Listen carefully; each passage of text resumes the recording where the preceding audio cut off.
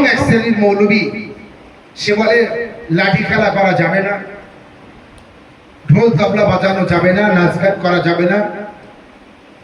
এই কয়েকটি কথা আমরা বহুত আগে থেকে বলে এসেছি। ইসলামে লাঠি খেলা নেই।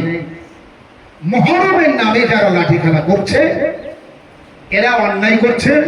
শিয়া ইসনা আশারি পৃথিবীর মধ্যে একটা ব্যক্তিও লাঠি খেলা করে যদি উত্তর দেবে পৃথিবীর মধ্যে একটা শিয়াও লাঠি খেলা করে? অতএব শিয়ারা লাঠি খেলা করে না, লাঠি খেলা করে ওই ব্যক্তিরা, ওই ব্যক্তিদের ভিতরে একটা দল যারা লাঠি খেলা করে। ওদের সাথে শিয়াদের কোনো সম্পর্ক নেই, কারণ শিয়াদের নামাজ হাত ছেড়ে দিয়ে হয়। শিয়াদের নামাজ হাত ছেড়ে দিয়ে হয়।